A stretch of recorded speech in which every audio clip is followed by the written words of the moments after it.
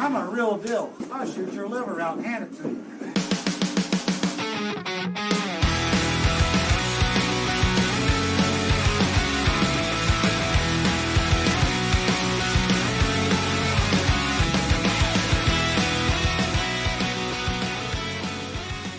Welcome back to another Cue It Up podcast. I am excited to be joined by the newest Team Europe Mosconi Cup captain, Karl. How's it going? Vice-Captain, steady on.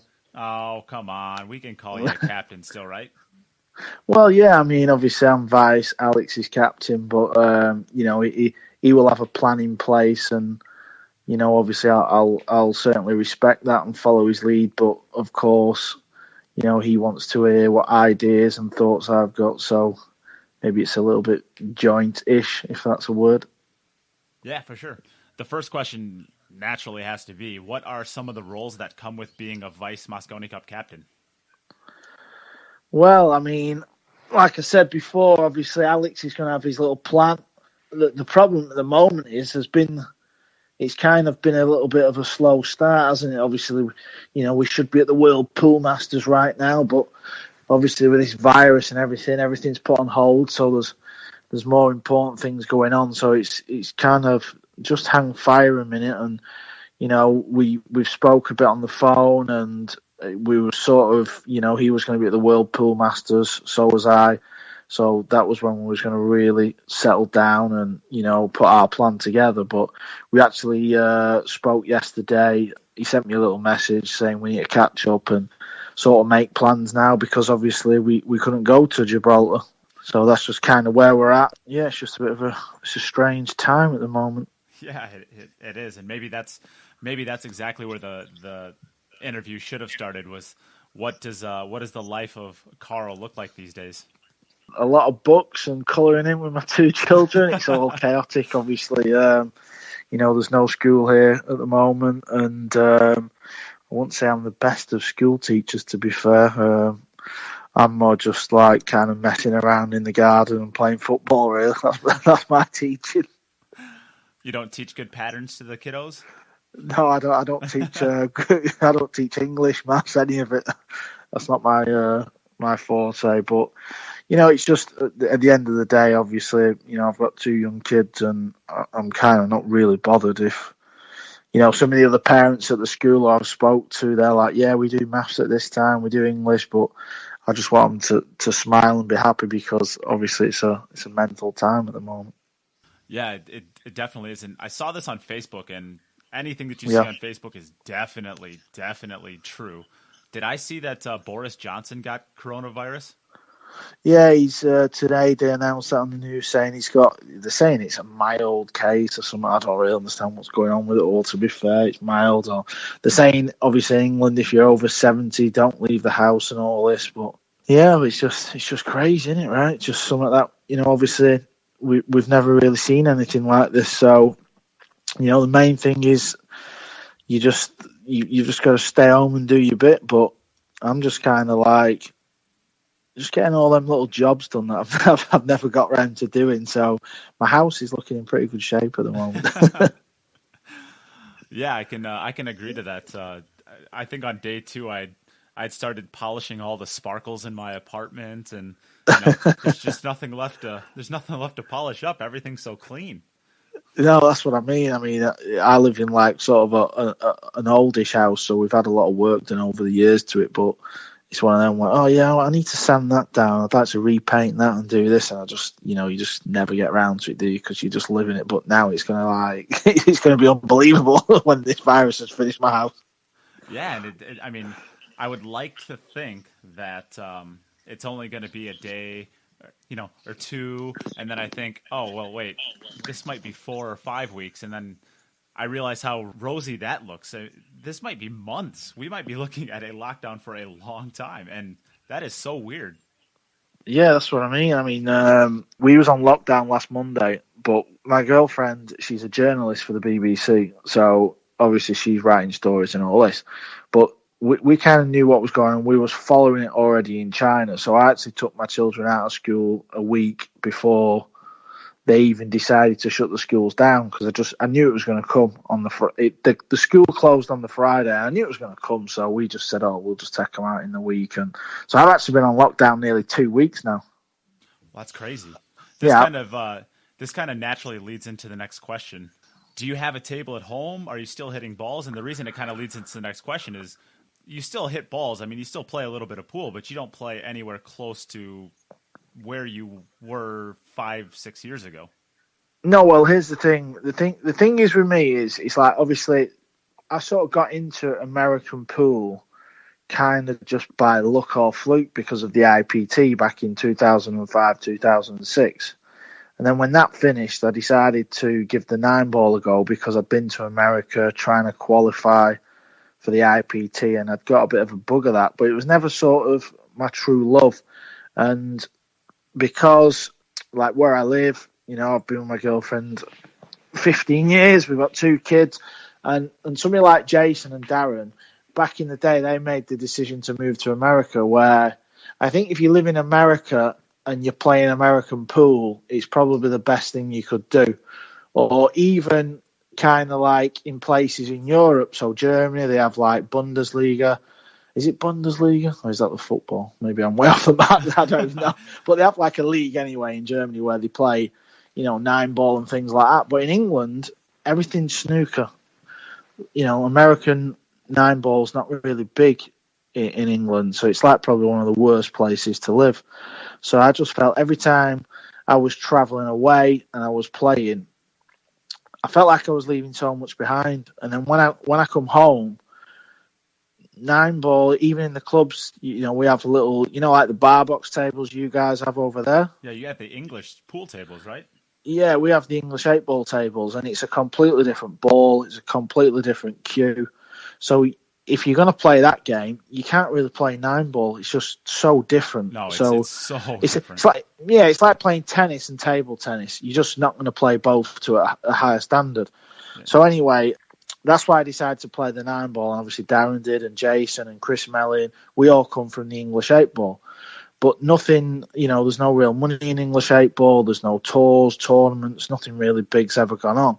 So we left, but I just feel like every time I come back home, I've got like a games room at home and I had a diamond table in there. And every time I was going in there and just trying to practice, I just hated every minute of it. I just couldn't do it. It was making me really depressed. And I always felt if I did live in America, I would be different because when you go to the pool room in America and it's all American pool tables, you know, people are playing this one pocket and bank pool, and there's obviously all the leagues, and I'd probably enjoy it more there. But because I live here and I was trying to do it, I just, you know, it did send me really depressed. And I remember that what I did is I went to the Derby City Classic in 2016, and me and Oscar Dominguez had arranged to play a challenge cash match. And I wanted to play race to 17, first to 3 sets. And I wanted it over 2 days because I never really practiced anyway because of what I've just said. It used to really get me down and depressed. And I was hoping just previous to that, I'd got to the US Open final and qualified for the Mosconi Cup, and I played really good in the Mosconi. So in the January, I thought if I go to the Derby City Classic, I play Oscar. Whether I win or lose, I didn't care because I was just using it for like real intense practice with another good player and hopefully kind of kickstart a season.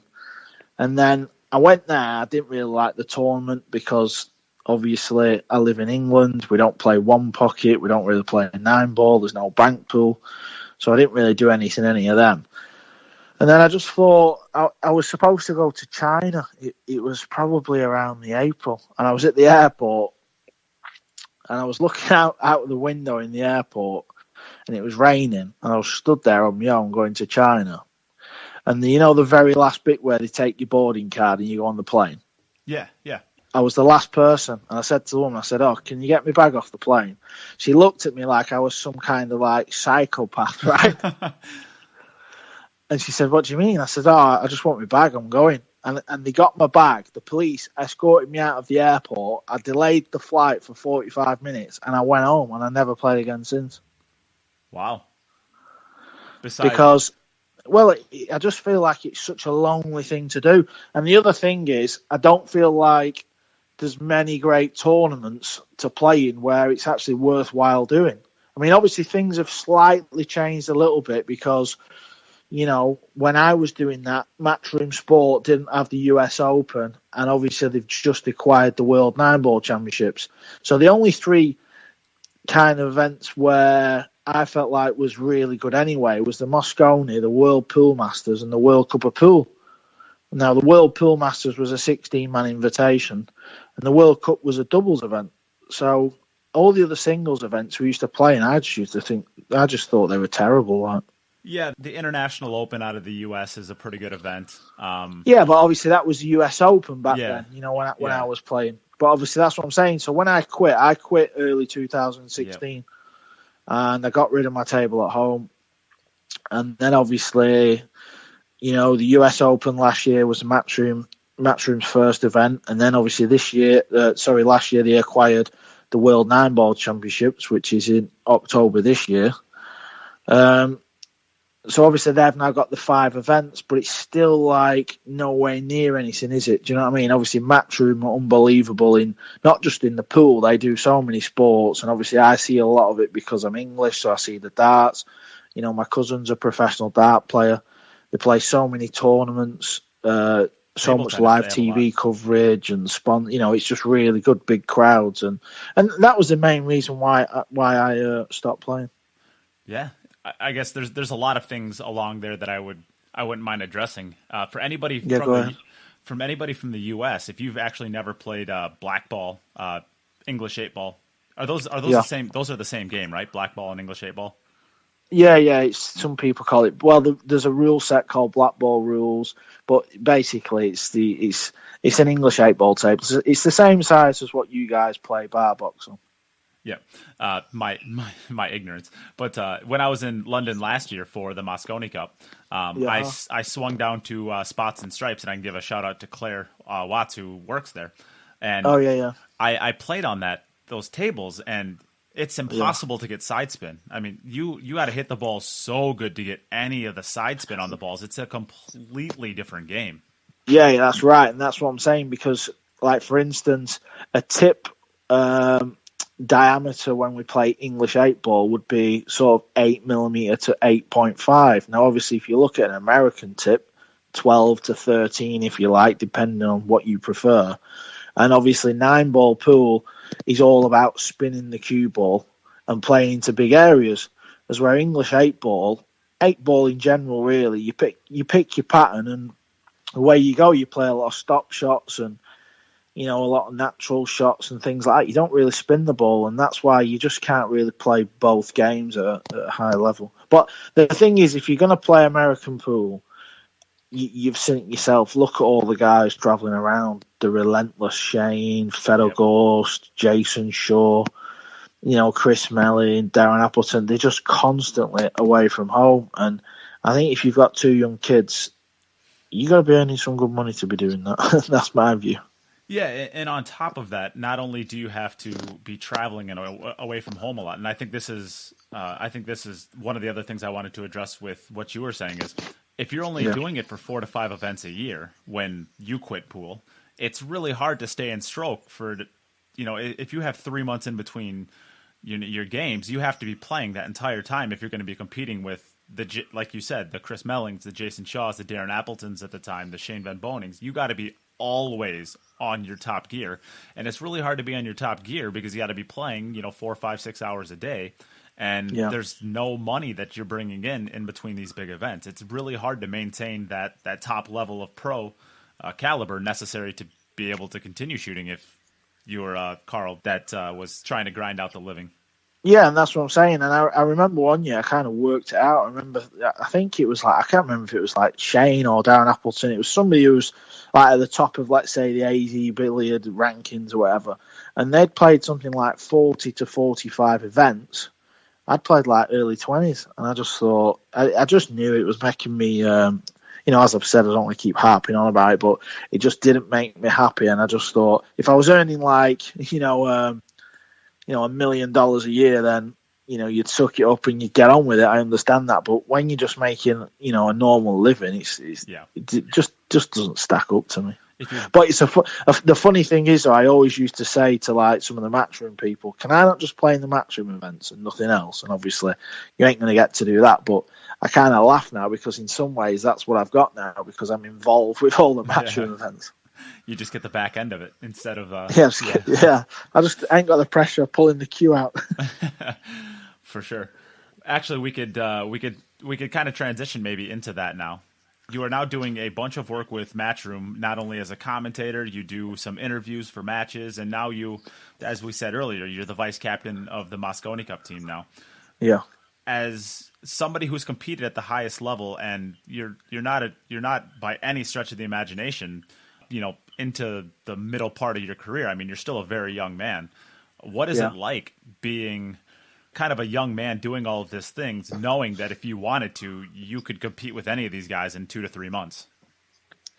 Yeah, it's a funny one, really, because, like I said, when Matchroom announced the US Open and the World Nine Ball Championships, a lot of my, the guys who I hang around with locally who, go for a beer or a game of golf, oh, you're going to get your cue back out, and all this. I'm like, well, nothing's really changed in my eyes as such. It's, it kind of is what it is. But there's no doubt about it. I think I didn't really practice that much anyway, so I feel like if I got a table and practiced for 2 weeks, I'd probably be a better player than what I was anyway, because I didn't really play. Do you understand? It's a weird one with me. And maybe to jump in real quick there, back in London when you did the warm-up for the Mosconi Cup, it was you, Darren Appleton, Chris Melling, I'm blanking, was it Mark Gray? Mark Gray. I'm blanking on who the fifth person was. But, you played really good in that. I mean, you guys, by all rights, should have beat the U.S. team. I think you had to give up 4 or 5 straight points to let them win that on the hill. But, I mean, you played pretty good in that event, having not shot basically at all then. Yeah, and certainly the one in Vegas. I mean, Emily Fraser, obviously Matchroom COO, she threw me under the bus there saying, oh, we want you to play in this, rest of the world team. I'd literally not hit a single pool ball on an American table since the year before Mosconi when I had to play that team event. So I've used a Go custom shaft that I'd not really obviously hit a ball with. I was going to say you weren't even using your own cues for that too, if I'm not mistaken. Yeah, and then I'm and then I'm playing like Shane in the singles and the live stream, and I'm thinking, well, I don't need this. And I'd played a few English 8-ball events during that year, like I said, 8-mil tip, and you're thinking, well, people are thinking, oh yeah, this is why. People are probably thinking, oh, this is why he stopped playing. He can't really play anymore. But thinking, well, I've not hit a ball for 12 months trying to do that. Do you know what I mean? But the thing is, at the end of the day, obviously, the one thing I have noticed, though, since I stopped playing is how deep it's sort of got, how many younger guys are playing now. I mean, I remember playing a few years ago and, Poland had 1 or 2 good players, as where now they've got, 10 strong players. There's 10 players out of Poland. I can't even pronounce their names. I've never seen them before, and they all could give me the 3 out. Yeah, that's what I mean. And you only have to look at, sort of Joshua Filler, Catchy, Fedor, obviously, win the World Nine Ball. These are all young kids. I'm mid-30s thinking, well, I didn't really practice anyway. So they're practicing like crazy. It's just you've got to be so on it, and you've got to want it. And a lot of them guys, they put all the effort in. They deserve everything they get, and I'm just glad I'm commentating now. Yeah, right. So I'm going to jump up on my balance beam. And I'm going to try to walk the line on this question because I know Emily Fraser's breathing down the back of your neck right now when I ask this question. Go ahead. So basically going through all of the players you just named, you're going to be partially responsible for at least 2 of them with the fans' choices.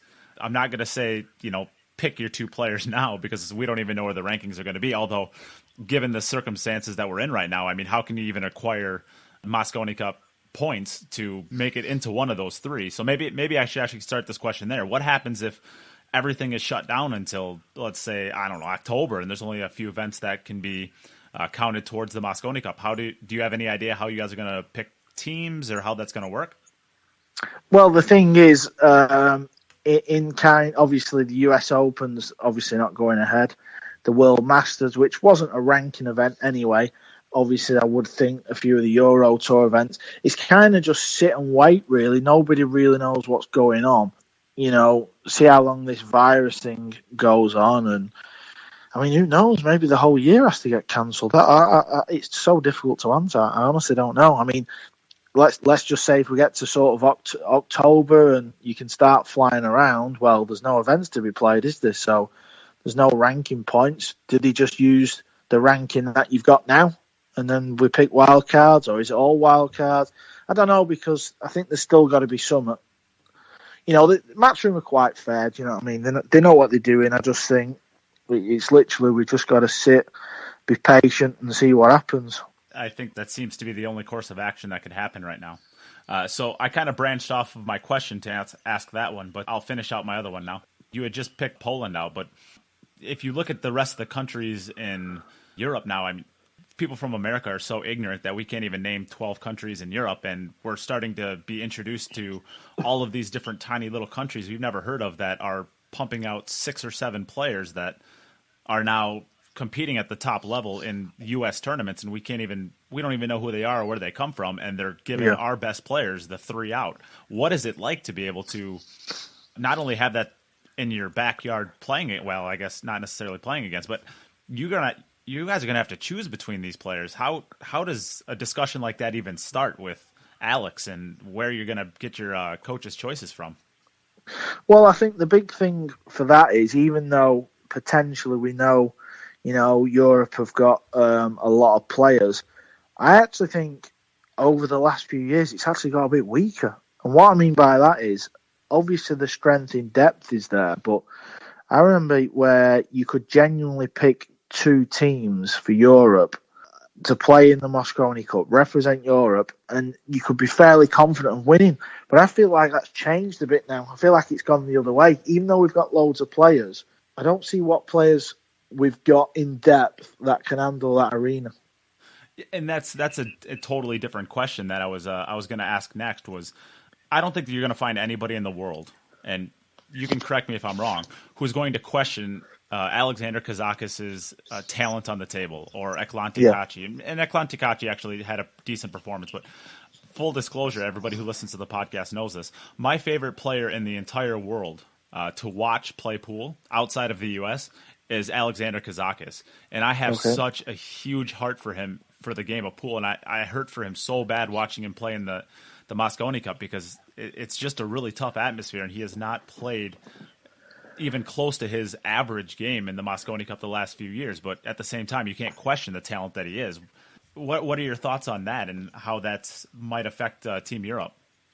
Yeah, I just think obviously it's been unfortunate for Alex. Obviously, I've been there, and I remember the first time I played in the Mosconi. It's such a unique feeling, and it's not just a case of you playing on TV and there's a crowd there. It's your other 4 players, and what people don't realise is, you meet up with the guys, a few days before, a week before, and the pressure starts then, because the captain, I remember 2010 was my first year.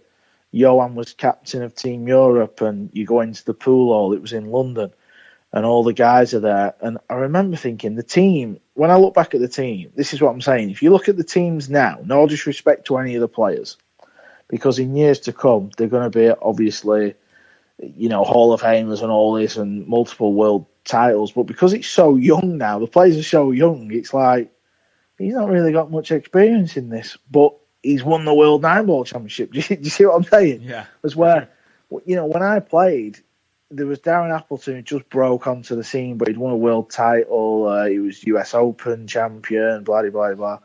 And there was Mika Immonen in the team, Nick Vandenberg, Ralph Suke. And I remember thinking, these guys have been playing this game so long, do you know what I mean? They're like legends of European 9-ball pool. They've won countless tournaments, Euro tours and all this, as well. Now it's like, Kazakis gets thrown in the mix. Fedor, let's say if he makes the team this year, he's never played in it. Katche, And you need to get off to that start where you get that little win. Kazakis has been a bit unfortunate. He's played Shane in some, I think he's played Shane in 3 of his singles or something like that. I'm not saying there's weaker guys, but you don't really want to be playing Shane, do you? You rather play Tyler Steyer. And I don't mean that disrespectful, but you just want to try and get that win, don't you? You want the other guy to kind of feel like you're feeling, but Shane's played in it about 15 times, so, he knows what it's about. So it's a funny one, but the thing is with Kazakis is obviously he's a great player. He just needs that big win, and he'll be fine. But, he keeps trying and he practices hard. He goes to all the events, and, if you keep doing that, your time will come for sure. Yeah, and it just seems like his pool career is almost like a Greek tragedy at this point. With the World Pool Masters last year, the bank that David Al-Qaidi hit against him, and then, his runs at the Mosconi Cup the last 2 years, it's like I root for him so hard, but it just seems like there's so much tragedy in his game. Yeah, and the other one as well that just sprung to mind. He played when Joshua Filler won the World 9-Ball Championships. He played him in the semi-finals, and he was on the hill.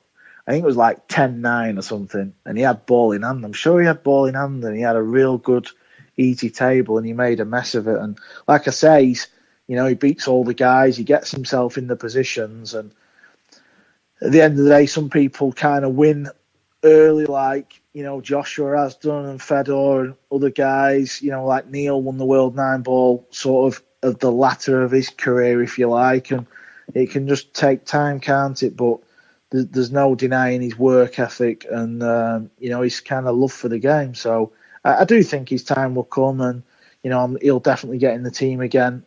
Could be this year, or it could be next year, whenever. Who knows? And you just need that win. Certainly, even the very first point, you just want to pot a ball. It's you feel like you've got somebody else's arm on the first shot of the Mosconi. It's that out of body experience. Yeah, definitely. So one of the things I did want to address that we've passed along the way a little ways back now, but I think it's valuable to go back to. Yeah, we're getting carried away, aren't we? Yeah, getting right into it. This is like isolation 2 weeks. This. Yeah, right. Yeah, this is some good in-depth stuff right here. So I think kind of back when you were playing in the Mosconi Cup, and probably there, but even more, a little bit earlier than that, the Mosconi Cup was kind of looked at as like kind of an old man event, right? I mean, even at the time, Mika Eminen was up there, Ralph Souquet, Earl Strickland, Rodney Morris, Johnny Archer. All these players were, they're not 21 years old, or like Joshua Filler, or 19 years old like Fedor Gorst. It's like it's kind of an old man event, and since Matchroom has taken it over and really revamped it, it seems to be getting into a younger man's tournament with a lot of fire, with like Billy Thorpe. I mean, that dude could get a nursing home riled up. I mean, he has so much energy when it comes to like getting the crowd going. And Joshua Filler playing the role of the villain, at least this is from a U.S. perspective. Jason Shaw played that so perfectly last year. Joshua Filler played it this year. It seems to be a young man event. I mean, if it wasn't for Niels, and I guess to a lesser degree Shane, everybody in there would be in their 20s. Yeah, I mean, I know what you're saying. It's I think back in the day when it sort of first started, and so I think probably 2010, to be fair, because up until 2010, your USA, they more or less used to win it every year, didn't they? Because, we went on a 7 or 8, win streak, so that kind of brought the whole thing closer. But they used to just handpick the players, didn't they? I mean, 2010, I know I keep going on about it, but the European team was the number 1 on the Euro Tour on 4 wildcards. That's what it was back in 2010 as well. Now, obviously, as you can see, Matchroom are bringing out their own ranking system. They've acquired 2 more tournaments. So it's heading in the right direction regarding, used to be more of an exhibition. Now it's more of a tournament. You know what I mean? There's big money at stake. Obviously, there's 2 captains now, if you like, when we used to, some years there was player captains, and you certainly got a more professional feel about the whole thing. And I think as years sort of tick over, I think these big kind of celebrations and, acting like a bit of a clown, if you like. I remember like Rodney Morris used to give it the big one, and obviously you had hats and stuff like that. I think you probably might see the end of that because it's getting to the stage where, there's serious money on the line. Oh, yeah. Yeah, and Matchroom just increased it again last year, and I mean, if the numbers continue, I mean, I will not miss another one of these. I will not miss another Mosconi Cup. I don't care if it's going to be held in North Korea. I'll find a way to get there. These things are too amazing to miss. They're complete. I'm watching like replays of them now, and I feel like it's Mosconi Cup from 2016 as appointment viewing. It's such an amazing production and amazing event. And the thing is, when you're watching it on TV, obviously it's great and you can sort of sense it a little bit, but until you've actually been there, like and you feel like, because you don't realize how big the arena is and how many people are there as well on TV. Even when you're walking and you see it empty, you think,